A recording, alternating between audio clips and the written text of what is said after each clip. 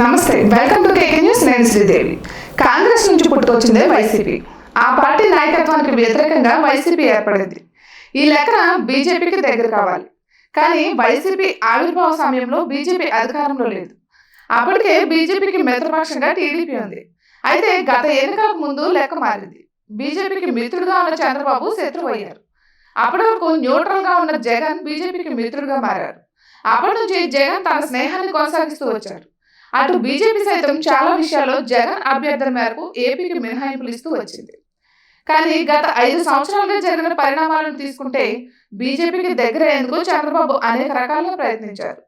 కానీ అదే సమయంలో టీడీపీ మీడియా మాత్రం బీజేపీ విధానాలను వ్యతిరేకంగా కథనాలు రాసేది. ఇప్పటికీ టీడీపీతో బీజేపీ జతకట్టిన టీడీపీ అనుకూల మీడియా మాత్రం ఆశించిన స్థాయిలో బీజేపీకి సానుకూలత ప్రదర్శించడం లేదు. అయితే ఇప్పటి వరకు బీజేపీ విషయంలో సానుకూలంగా ఉన్న సాక్షి మీడియా యూటర్న్ తీసుకోవడం విశేషం. వ్యతిరేక కథనాలు రాయడం ప్రాధాన్యతను సంతరించుకుంది. కేంద్ర రాజకీయాలను అనుసరించిన జగన్ బీజేపీని దూరం పెట్టారని ప్రచారం జరుగుతోంది. ఒకవేళ కేంద్రంలో బీజేపీకి ఆశించిన స్థాయిలో సీట్లు రాకపోయినా ఏపీలో జగన్ కు సీట్లు వచ్చినా అప్పుడు వైసీపీ అవసరం కీలకం.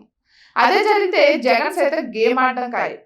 అదే సమయంలో బీజేపీ కేంద్రంలో అనుకున్న సీట్లు వచ్చి ఏపీలో జగన్ ఓడిపోతే కేంద్ర సహకారంతో చంద్రబాబు జగన్ తొక్కేయడం ఖాయం.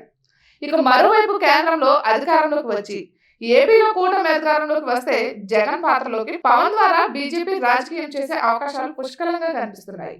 అయితే ప్రస్తుతానికి మాత్రం ప్రధాని మోడీకి సీఎం జగన్ దూరం జరిగినట్లు కనిపిస్తున్నారు.